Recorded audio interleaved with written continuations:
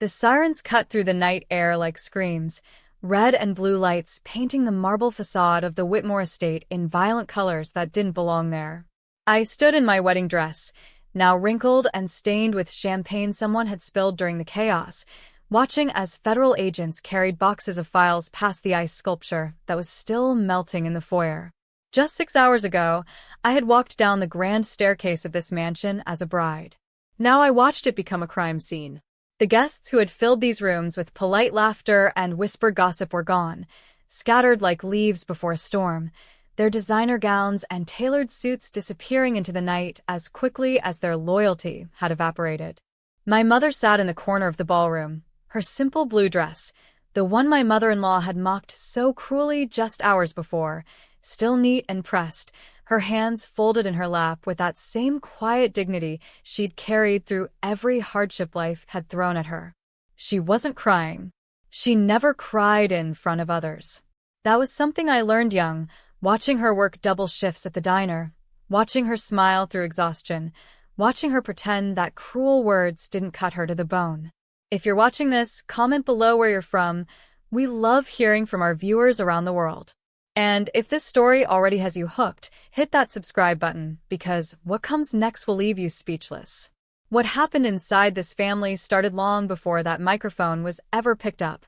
It started in the quiet spaces between what people say and what they mean, in the subtle hierarchies of old money and new ambition, in the assumptions we make about worth and the cruel mathematics we use to calculate who deserves respect. But I'm getting ahead of myself. To understand how everything collapsed, you need to understand how it was built. The Whitmore family didn't just have money. They had legacy, the kind that comes with portraits in gilt frames and memberships to clubs that don't advertise and invitations to events that don't exist on any public calendar. They had a foundation that bore their name, annual galas covered by society pages, and a reputation polished to a mirror shine over 4 generations.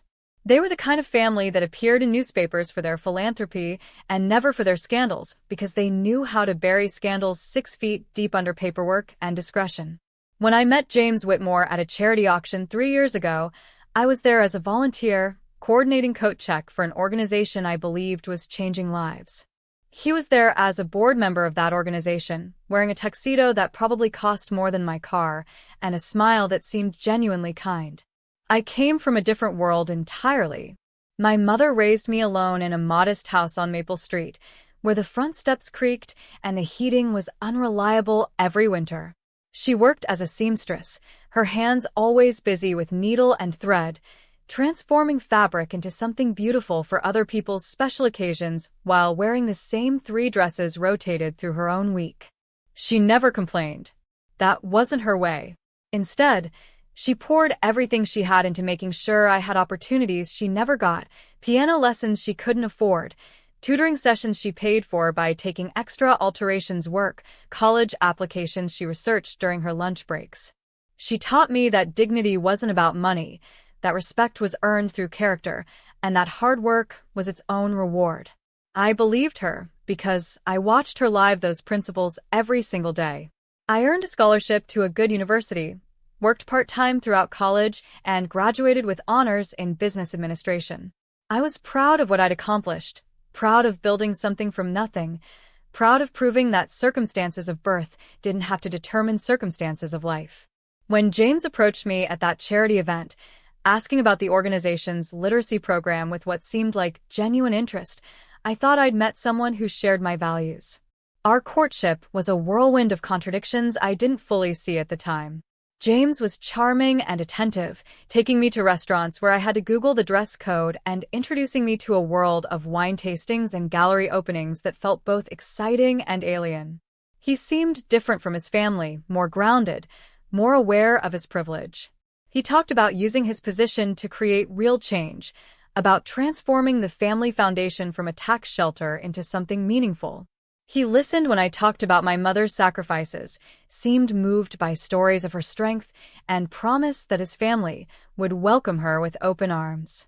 I wanted to believe him because I was falling in love, and love makes us believe in the best versions of people even when evidence suggests otherwise.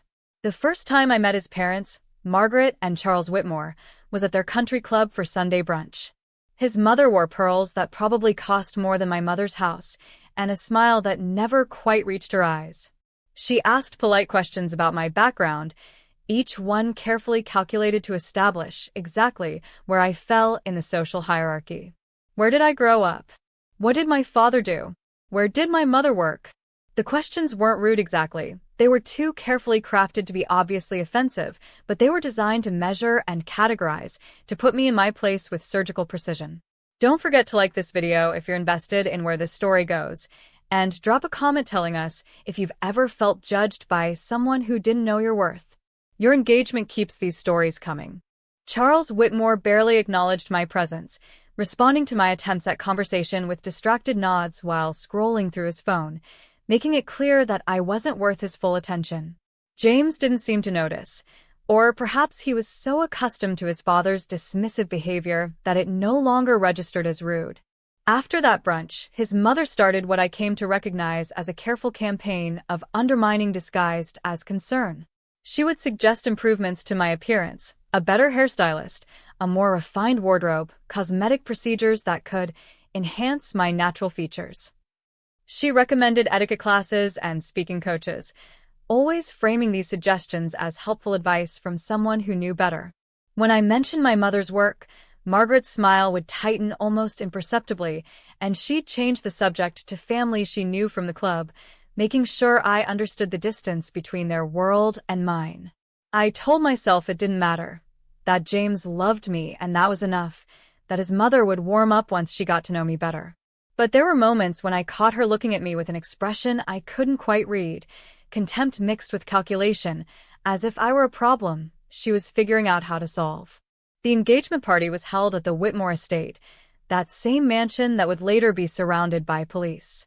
It was a lavish affair with 200 guests I'd never met, people who smiled warmly at James while barely acknowledging my presence beside him.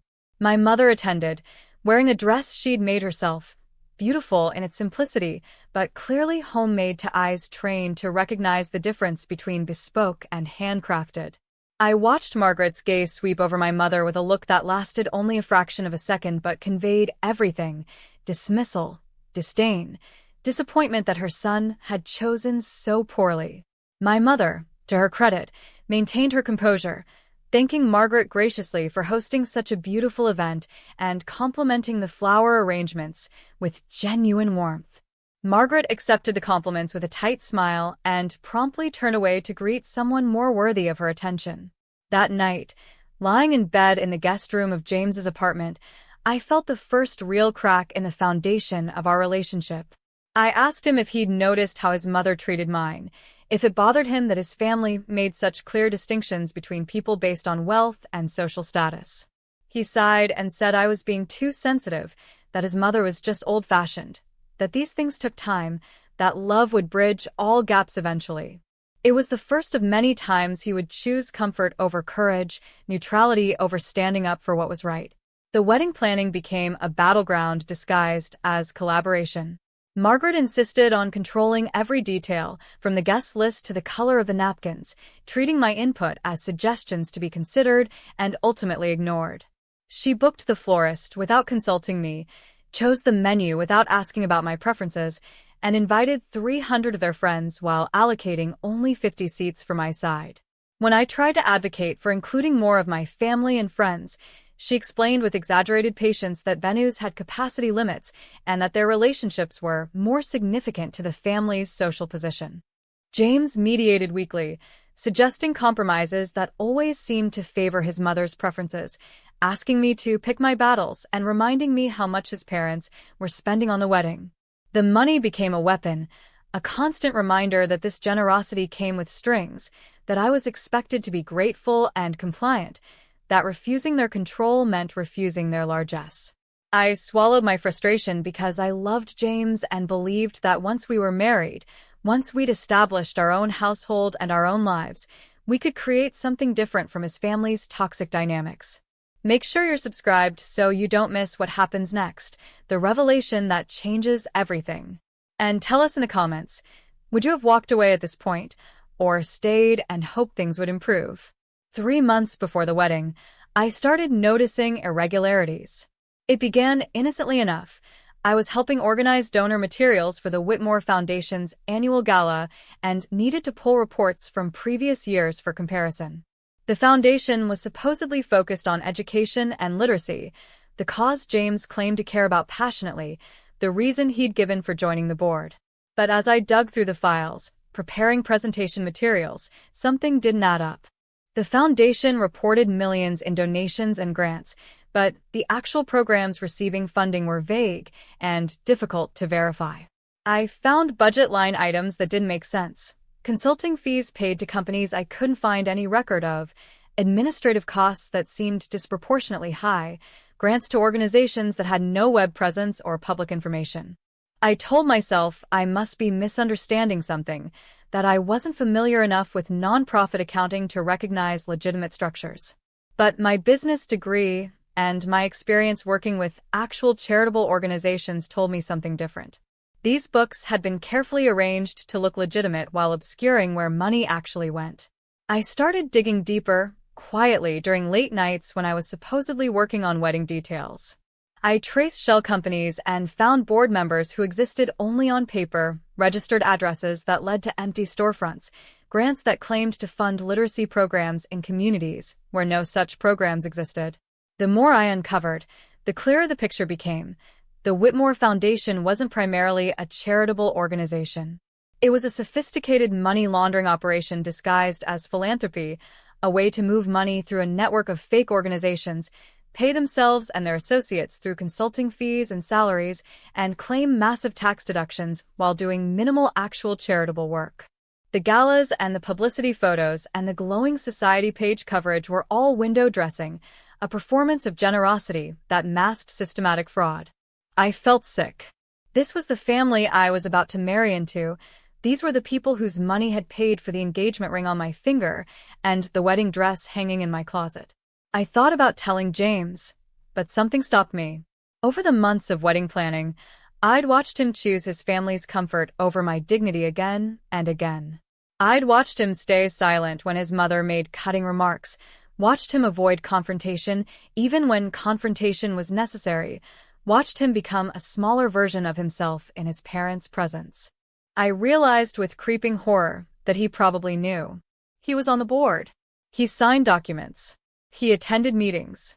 There was no way he could be that involved and that oblivious, which meant he'd chosen to participate, chosen to benefit from stolen money, chosen to maintain the family's reputation over doing what was right.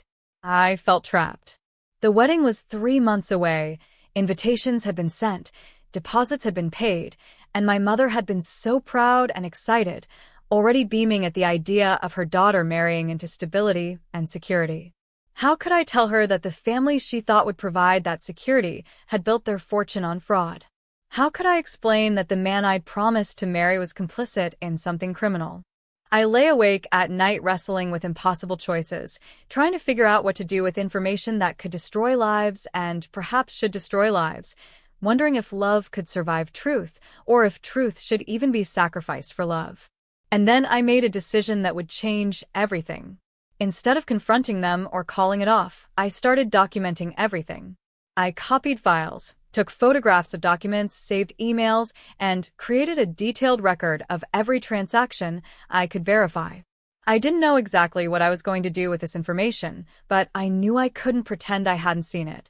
If you're still watching, type "still here" in the comments. We want to see who's following this journey to its shocking conclusion. And remember to hit that like button to help more people find this story.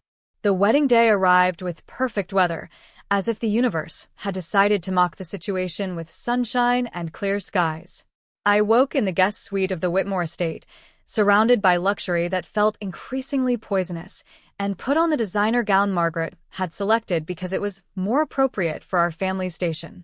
My mother arrived early, having driven herself in her aging sedan, wearing the blue dress she'd sewn specially for this day. It was beautiful, simple, elegant, clearly made with love and skill, but not expensive, not designer, not the kind of dress that signaled belonging in the Whitmore world. I hugged her tightly, breathing in her familiar scent of lavender soap and fabric sizing, and felt tears threaten. She pulled back and looked at me with those knowing eyes that had always seen through my performances of okay when I was falling apart. She asked if I was sure, if this was really what I wanted, if I understood that marriage to James meant marriage to his family's world.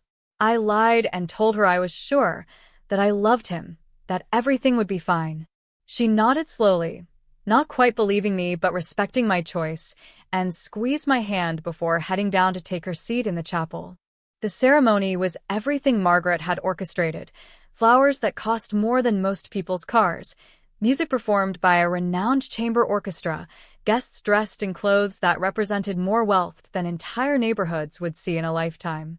I walked down the aisle past 300 people who knew nothing about me except that I was the girl who'd somehow captured James Whitmore's attention, past his family's friends and business associates and society connections, toward a man I'd loved but was rapidly realizing I didn't truly know. James stood at the altar looking handsome and nervous, and for a moment I wanted to believe we could be happy, that love could overcome fraud and family dysfunction and all the lies we tell ourselves to avoid facing difficult truths. We said our vows, exchanged rings, kissed while guests applauded politely, and walked back down the aisle as husband and wife, bound together by promises I was already questioning and commitments I wasn't sure either of us could keep. The reception was held in the grand ballroom, with its soaring ceilings and crystal chandeliers and windows overlooking perfectly manicured gardens. Servers circulated with champagne and hors d'oeuvres that were more art than food, and the band played tasteful jazz while guests networked and socialized, conducting business under the pretense of celebration. My mother sat at a table near the back with my few relatives who'd been allowed to attend, my aunt and uncle, 2 cousins, a handful of friends. I watched from the head table as Margaret and Charles worked the room, greeting guests with practiced warmth, accepting congratulations on their son's marriage while somehow never quite acknowledging the bride who'd made that marriage possible.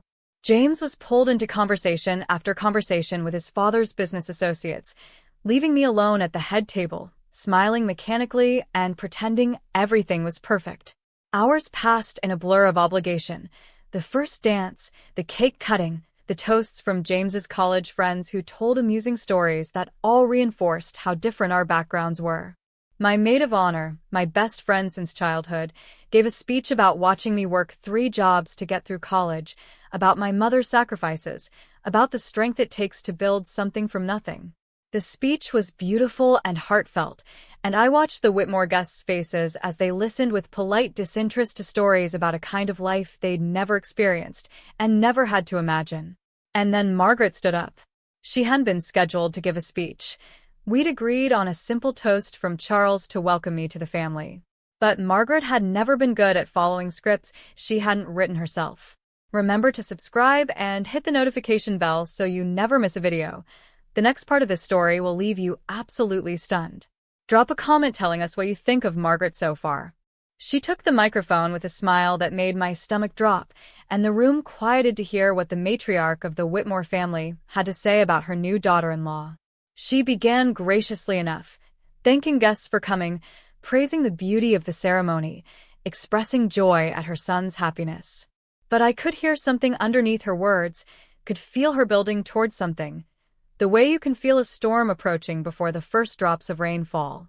She talked about family legacy, about standards and traditions, about the importance of maintaining certain values across generations.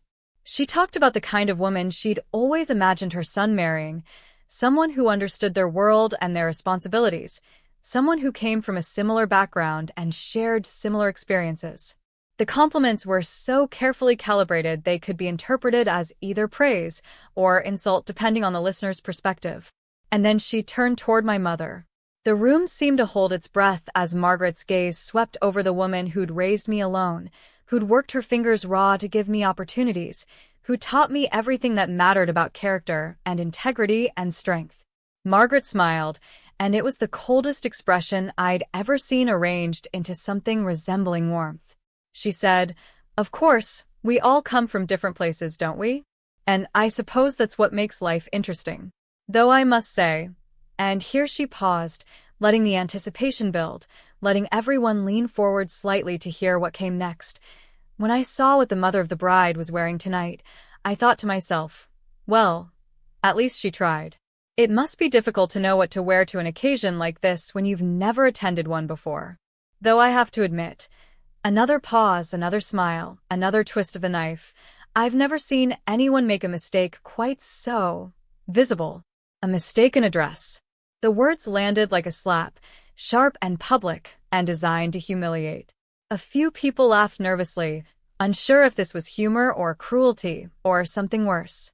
Most sat in uncomfortable silence, looking anywhere but at my mother, whose face had gone very still and very pale. Margaret continued as if she'd just made a charming observation, segueing into more comments about family and tradition and the future, but I heard nothing after those words. A mistake in a dress.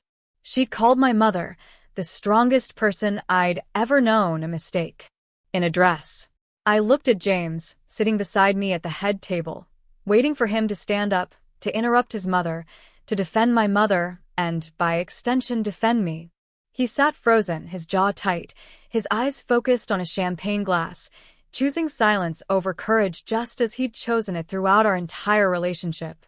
The speech ended with a toast, glasses were raised, and life continued as if nothing significant had happened, as if my mother hadn't just been publicly humiliated in a room full of strangers who would never stand up for her because she meant nothing to them.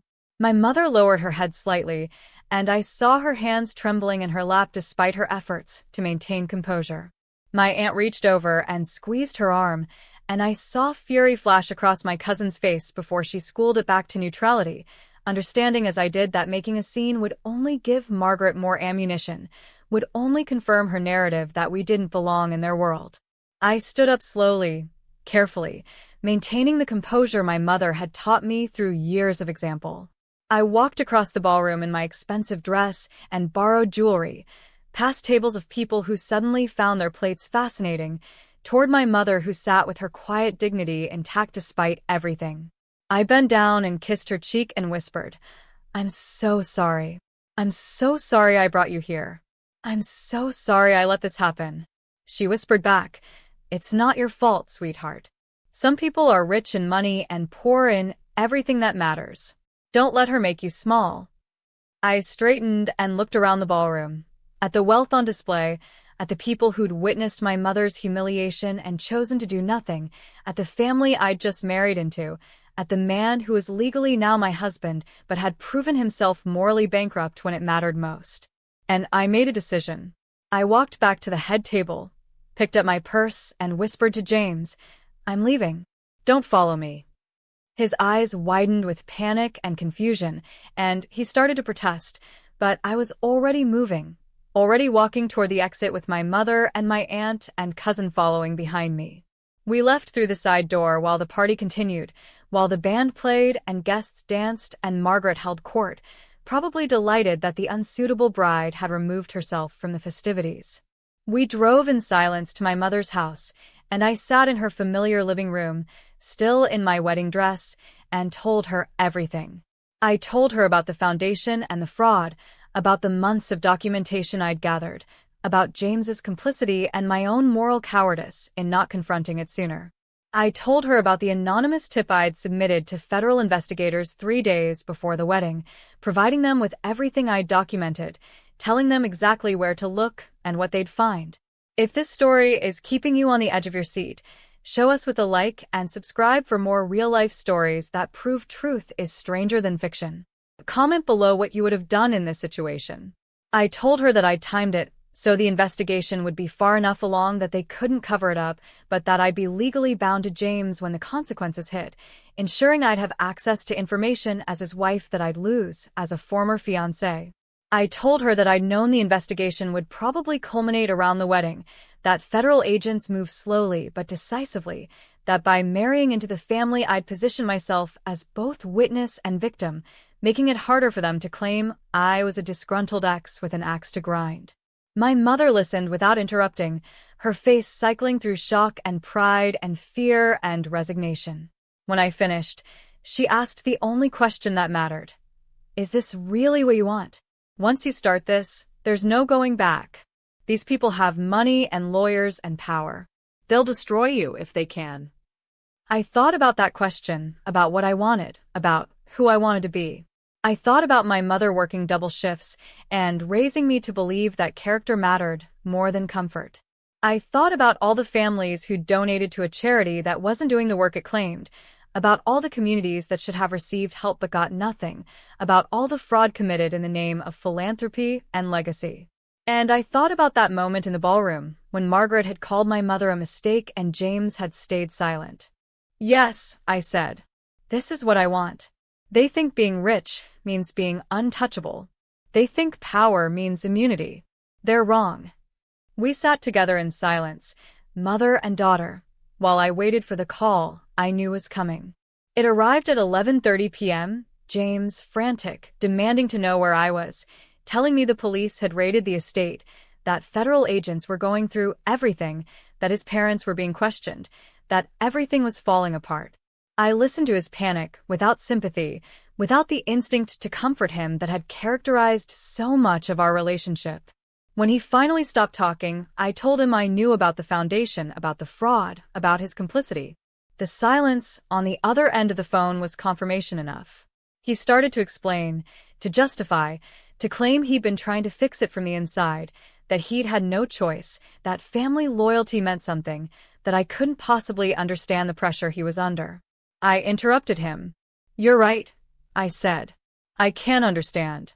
Because my mother raised me to believe that integrity matters more than inheritance, that doing the right thing matters more than doing the easy thing, that you stand up for people you love even when it costs you something. You stayed silent when your mother humiliated her. You stayed silent about the fraud. You stayed silent about everything that mattered. So yes, you're absolutely right. I don't understand." He asked if I'd been the one who reported them, his voice barely controlled, anger seeping through the fear. I told him the truth because lies had poisoned enough of our relationship already. "Yes." I documented everything and gave it to federal investigators. They've been building their case for months. And now they have enough to prove what your family has been doing, how they've been stealing from people who believed they were supporting education and literacy, how they've built their legacy on fraud. James's response devolved into accusations and threats.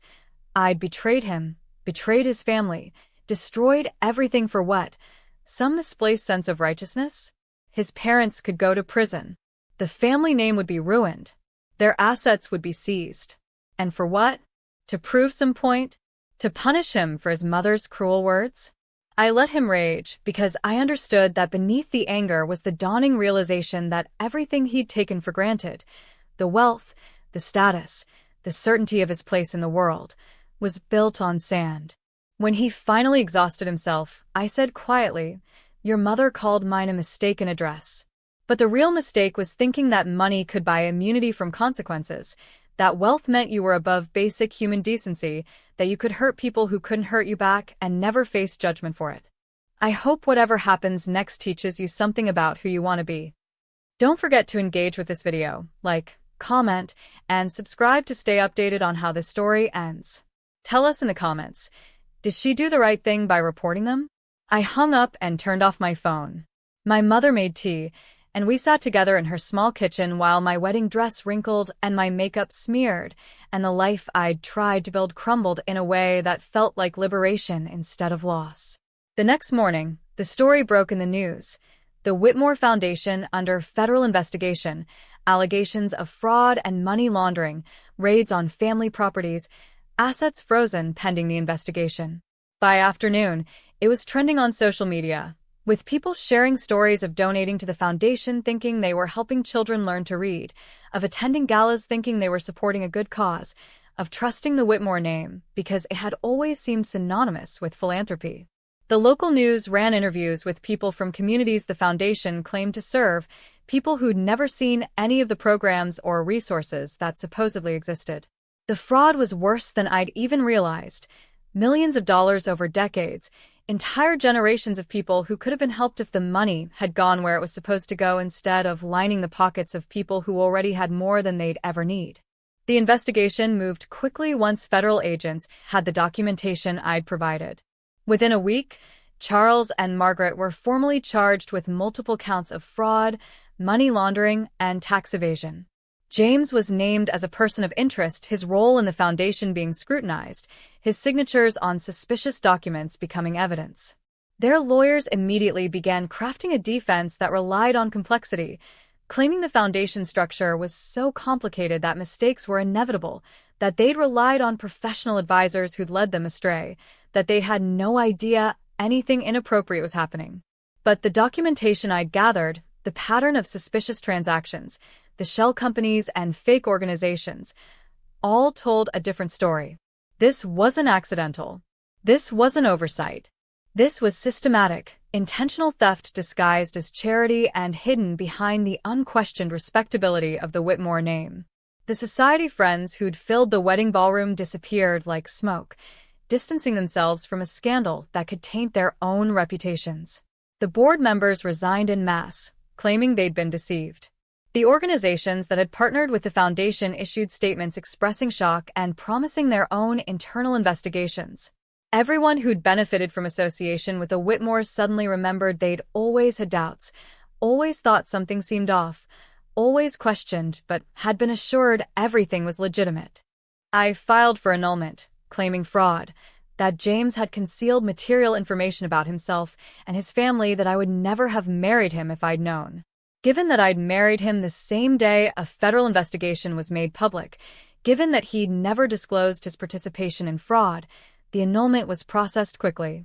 I returned to my mother's house, to my old room with its familiar walls and modest furniture, and began the process of untangling myself from a family I'd never truly been part of. The media tried to contact me constantly. They wanted the inside story, wanted to know what I'd known, and when I'd known it, wanted to understand how I'd gone from bride to witness to catalyst for the family's destruction in the space of a single evening. I declined all interviews, issued no statements, and let the evidence speak for itself. My mother worried about retaliation, about the Whitmores using their remaining influence to hurt me professionally or personally, about powerful people taking revenge on those who dare to challenge them.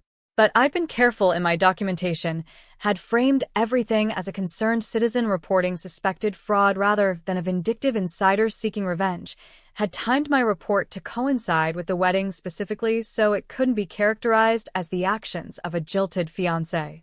The investigation proceeded based on evidence, not on my personal grievances, which made it harder to dismiss or discredit. 3 months after the wedding that became a crime scene, the full extent of the fraud became public. The Whitmore Foundation had stolen over $40 million across 15 years, money that was supposed to fund literacy programs, provide books to underserved communities, train teachers, and build libraries. Instead, it had paid for real estate investments, luxury vacations disguised as business travel, salaries to family members for jobs they didn't actually perform, and consulting fees to companies that existed only on paper. The people who donated in good faith discovered their generosity had been exploited. Their desire to help had been weaponized by people who saw philanthropy as performance rather than purpose. Charles and Margaret faced decades in prison if convicted. Their assets were frozen, their bank accounts seized, their property marked for eventual sale to repay victims. The Whitmore estate, that mansion that had hosted garden parties and charity galas and my disastrous wedding, was scheduled for auction, its art and furniture and crystal chandeliers all tagged as assets to be liquidated. Make sure you're subscribed so you don't miss the conclusion of this incredible story. Like this video if you believe in accountability, and comment with your thoughts on what justice means in situations like this. James avoided criminal charges through a cooperation agreement with prosecutors, testifying against his parents in exchange for immunity. He claimed he'd been pressured by family expectations, that he'd tried to resist but had been overruled, that he'd wanted to leave the board but had been told he had responsibilities to the family name. I don't know if any of that was true. I don't know if he was a weak person who'd been corrupted by his family's values, or if he'd always been complicit and was simply good at appearing conflicted. What I did know was that when he'd had the chance to choose courage over comfort, truth over loyalty, defending my mother over preserving his mother's dignity, he'd chosen wrong. That choice, more than anything about the fraud, had finalized my decision to walk away. The trial lasted 6 weeks, with prosecutors laying out in meticulous detail how the Whitmores had built their philanthropic reputation on stolen money. The jury heard testimony from communities that had been promised resources that never materialized, from donors who'd been deceived about where their money went, from foundation employees who'd been fired when they questioned suspicious transactions.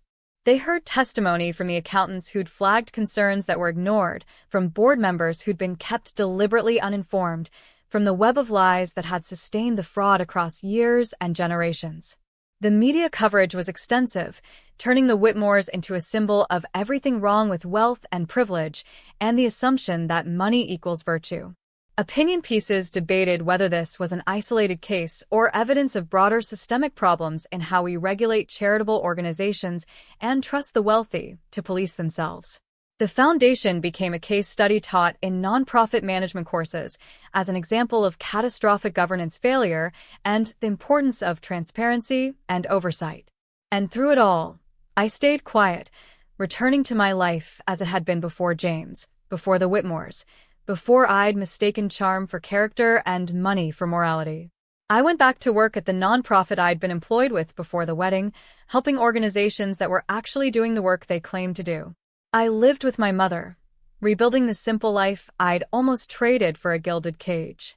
And I watched as the family that had called my mother a mistake learned what it felt like when the world decided they were the mistake, when money couldn't buy redemption and status couldn't purchase forgiveness. The verdict came back guilty on all major charges. Charles received 18 years in federal prison. Margaret received 15. They'd be elderly when released, their empire destroyed, their names synonymous with fraud rather than philanthropy. The sentence was covered extensively in media that had once written glowing profiles about their generosity, and the contrast was stark. Photos of them at charity galas in designer clothes next to photos of them leaving the courthouse in rumpled suits, their faces drawn and aged, their fall from grace complete. Some people felt the sentences were too harsh, that white-collar crime shouldn't result in decades behind bars, that they were being made examples of to satisfy public anger at the wealthy. Others felt it wasn't harsh enough, that they'd stolen opportunity from children who needed it most, that no sentence could truly repay the harm they'd caused.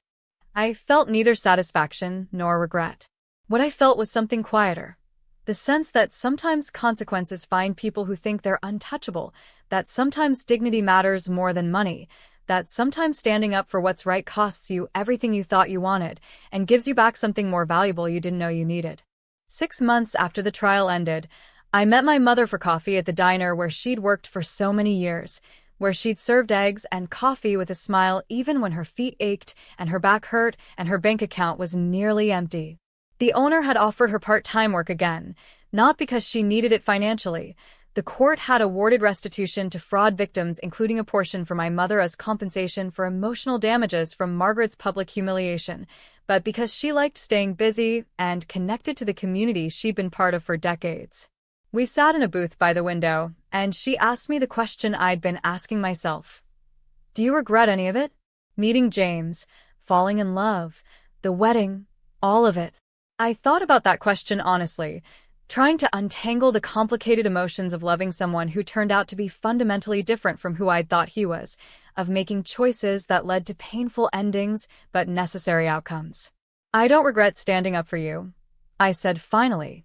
I don't regret exposing fraud that was hurting people who couldn't fight back. I don't regret choosing integrity over a comfortable lie.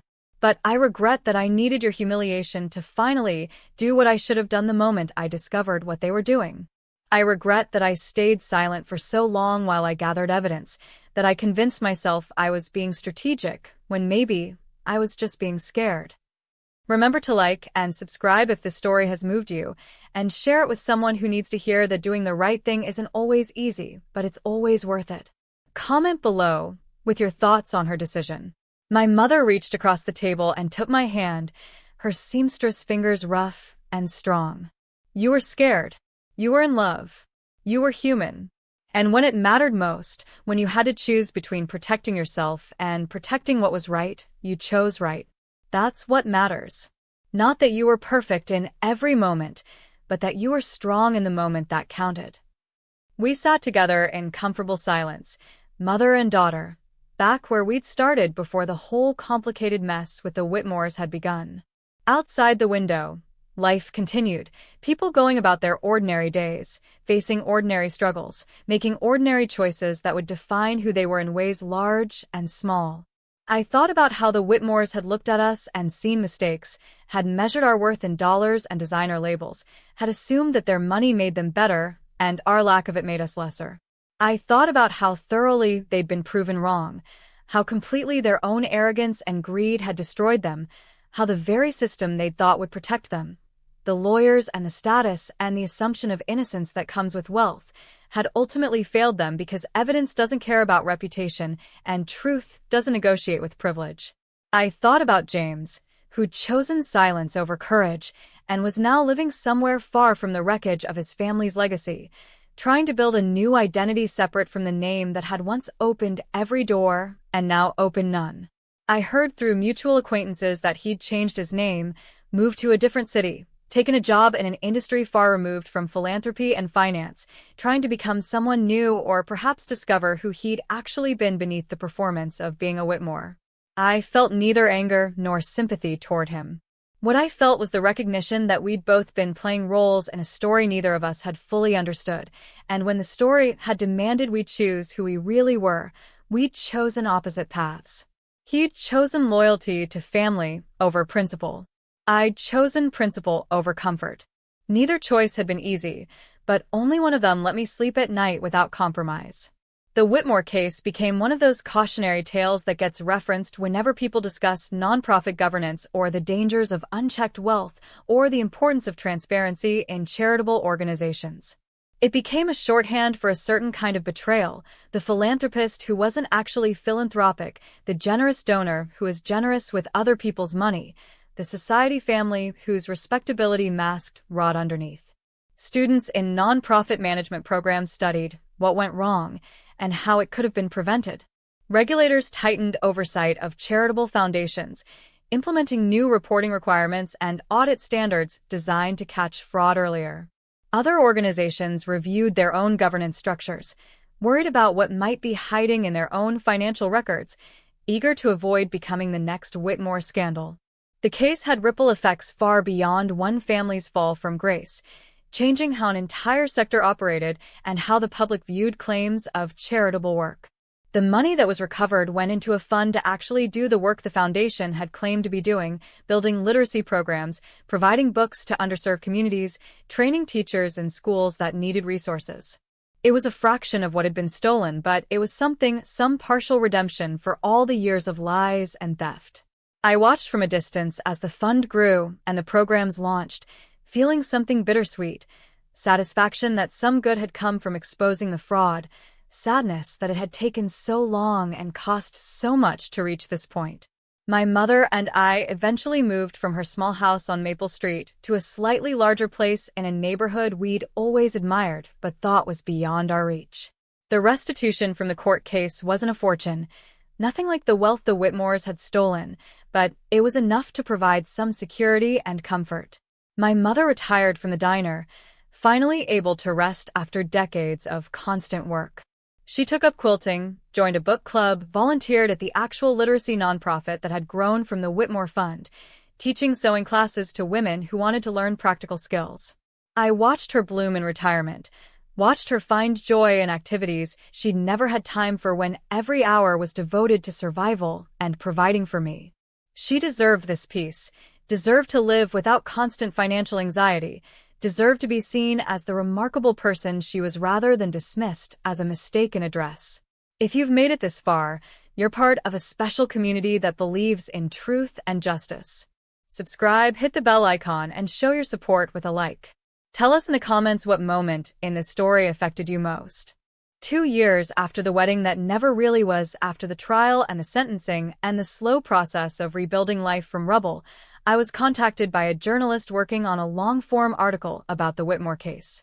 She wanted to interview me, to include my perspective in a comprehensive examination of what had gone wrong and how the fraud had been discovered and exposed. I almost declined.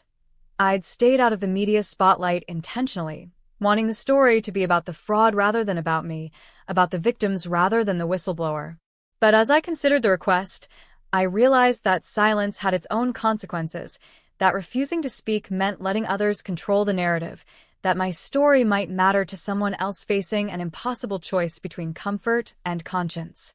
So I agreed to the interview, with the condition that it would focus on the broader issues rather than personal drama, that it would center the communities harmed by the fraud rather than my relationship with James. We met in a coffee shop, and I told my story from beginning to end, falling in love with someone who seemed different from his family, gradually discovering the fraud, making the agonizing decision to document rather than immediately report because I knew I needed irrefutable evidence, timing my report to coincide with the wedding because I understood that legal standing as a family member would give me protections I'd lose as an ex-fiancé. I talked about the moment Margaret had humiliated my mother, not because it was the catalyst for my decision. That decision had been made months earlier, but because it crystallized everything wrong with a family that measured worth in money and treated people as disposable based on their lack of status. I talked about watching James choose silence over courage and realizing that the person I'd loved was either unwilling or unable to be the person I'd needed him to be. The journalist asked if I thought my actions were worth the cost, the emotional trauma, the public scrutiny, the loss of the life I'd thought I was building. I considered the question carefully, trying to be honest rather than heroic. I think doing the right thing isn't always about whether it's worth the cost, I said slowly. Sometimes it's about recognizing that not doing it would cost you something more important. Your sense of who you are, your ability to look yourself in the mirror, your integrity. Yes, it was hard. Yes, I lost things, a relationship, a certain kind of future I'd imagined, the innocence of believing love conquers all. But what I gained was more valuable. I gained the knowledge that when I was tested, I chose right. I gained my mother's peace and dignity. I gained the satisfaction of knowing that stolen money would eventually go to communities that needed it. I gained myself. The article came out 6 months later in a major national magazine. It was balanced and thorough, examining the systemic failures that allowed the Whitmore fraud to continue for so long, the warning signs that were ignored or explained away, the ways wealth and status can insulate people from scrutiny.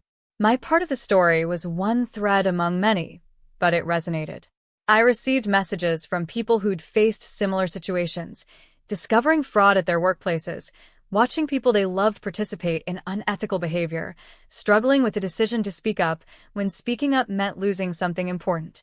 Many of them thanked me for sharing my story because it gave them courage to make their own difficult choices. Some told me about fraud they'd reported after reading the article, about careers they'd left because they couldn't participate in dishonesty anymore, about relationships they'd ended because they realized integrity mattered more than comfort. Their messages reminded me that our choices ripple outward in ways we can't always predict, that one person standing up can give others permission to stand up too, that courage can be contagious just like silence can be.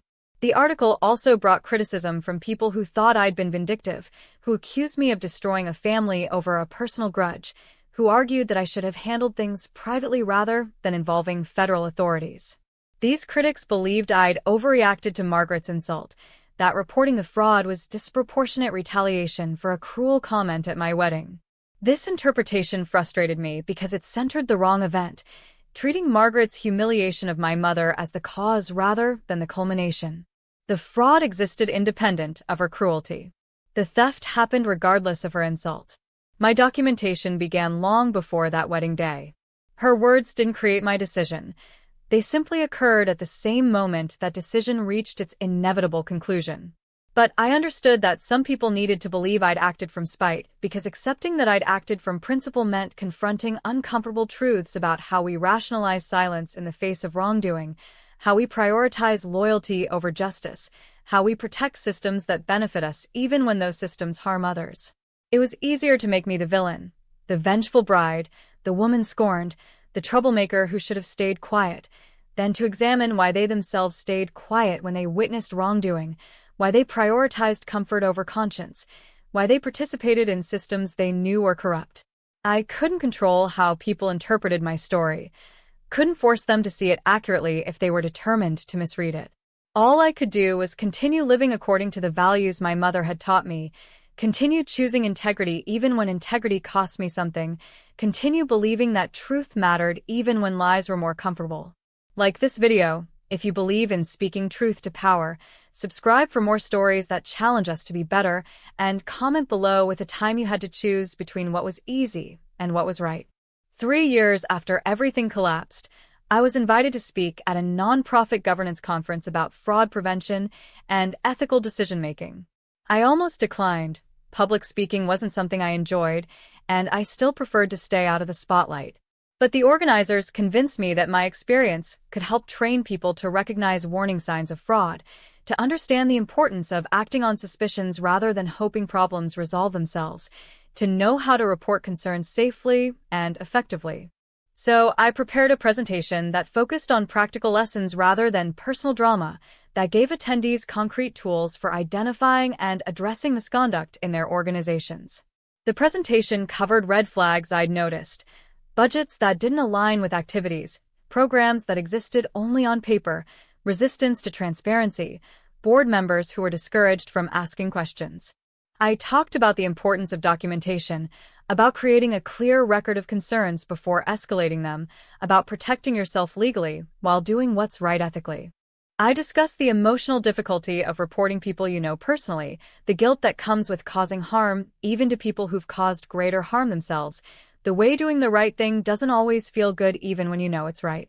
The audience was engaged, asking thoughtful questions about navigating the space between loyalty and accountability, about knowing when you've gathered enough evidence versus when you're stalling because you're afraid, about protecting yourself from retaliation while protecting others from ongoing harm.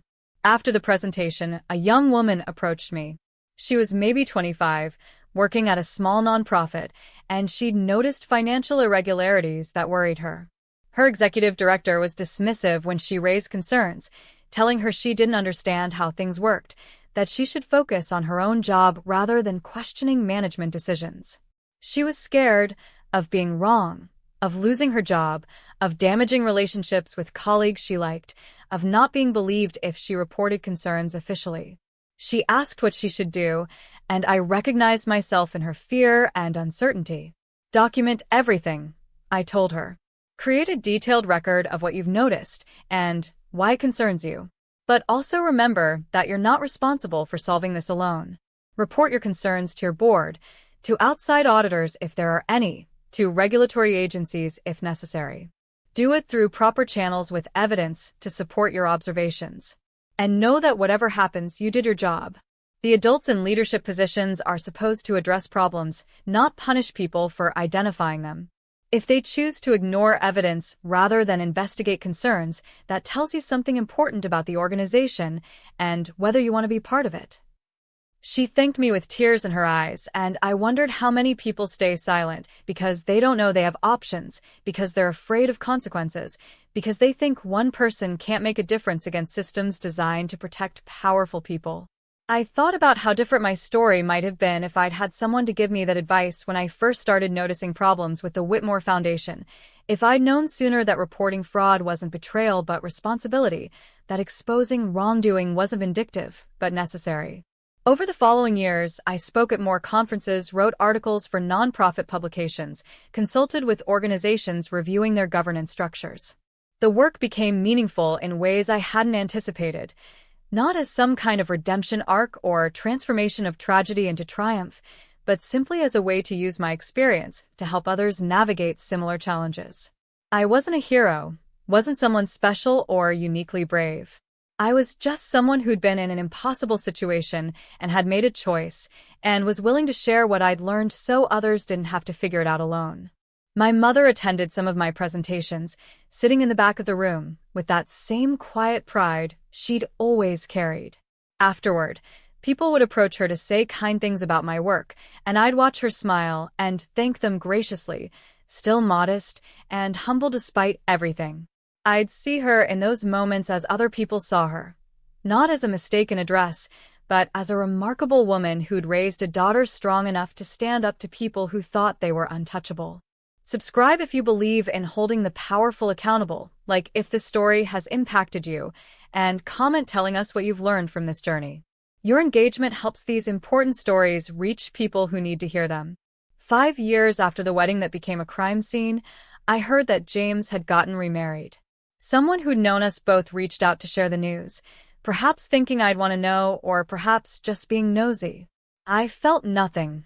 Not jealousy, not anger, not vindication, not regret. Just a distant acknowledgement that he was living his life, and I was living mine, and they no longer overlapped in any meaningful way. I hoped he'd become someone better, hoped he'd learn something from watching his family's empire collapse, hoped he treated his new wife with more courage than he'd shown me. But mostly I didn't think about him at all. The person I'd loved had turned out to be a fiction, a story I'd told myself about who he was rather than who he actually revealed himself to be when tested. Grieving that fiction had been necessary, but dwelling on it would have been self-indulgent.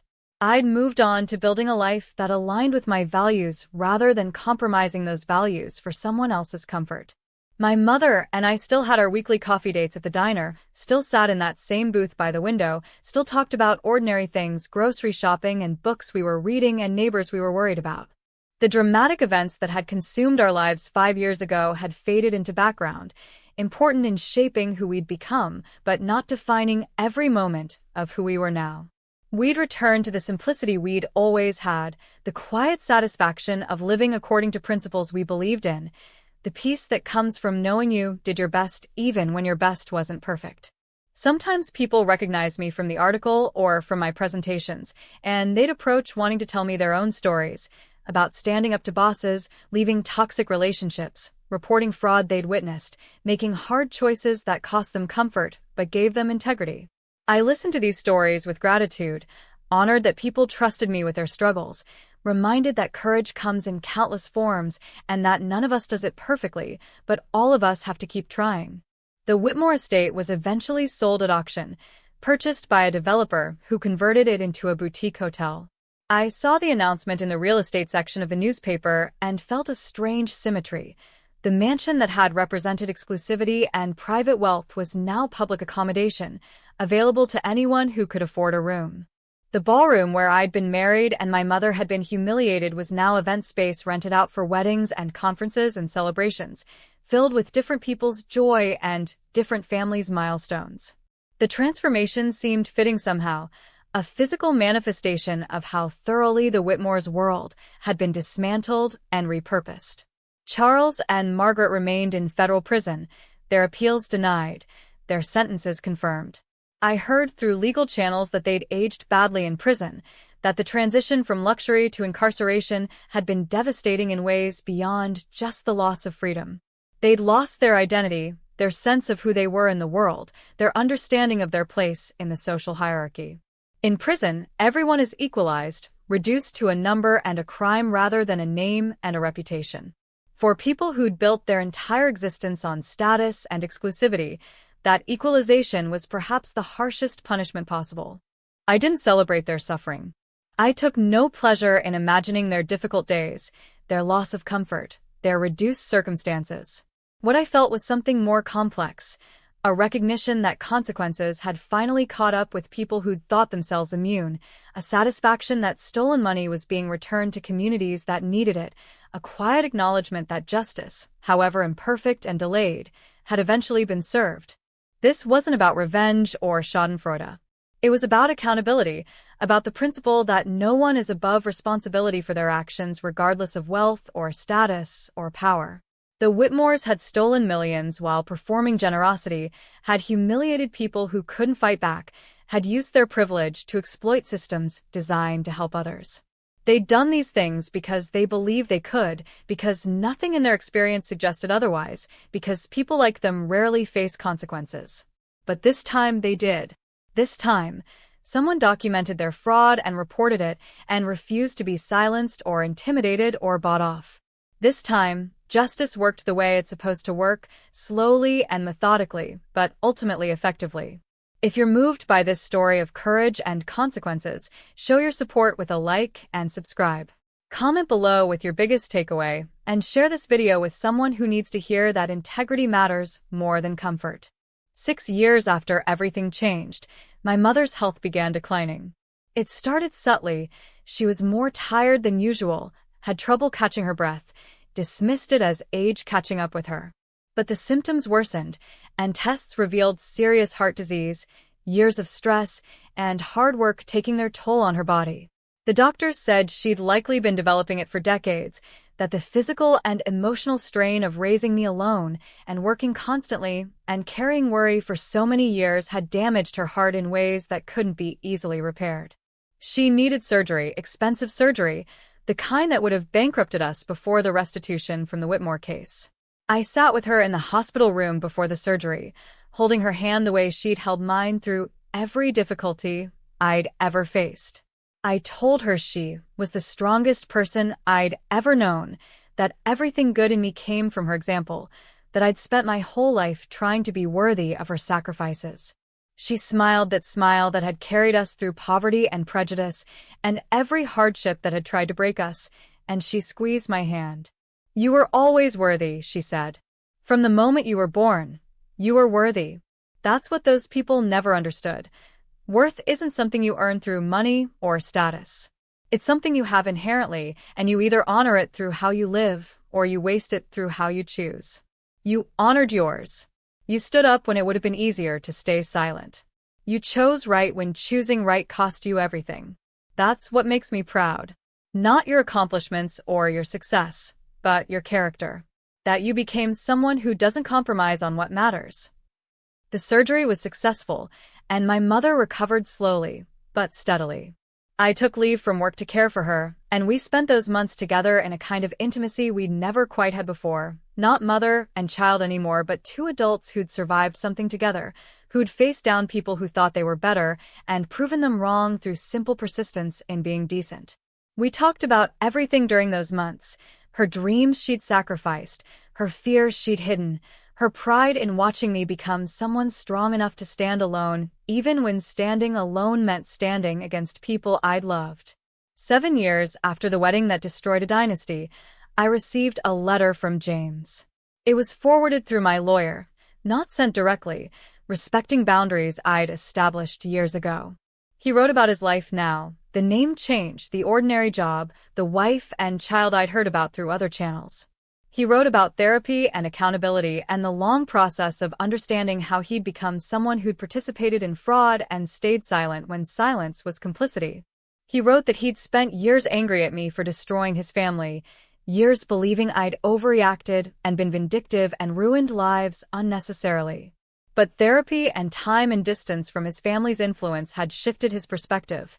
He understood now that the destruction hadn't been my doing, it had been theirs, built into every fraudulent transaction and every cruel dismissal of people they considered beneath them. I'd simply been the catalyst that exposed what already existed. He wrote that he'd finally understood what his silence at that wedding had meant, how his failure to defend my mother had revealed something essential about who he was versus who he'd wanted to believe he was.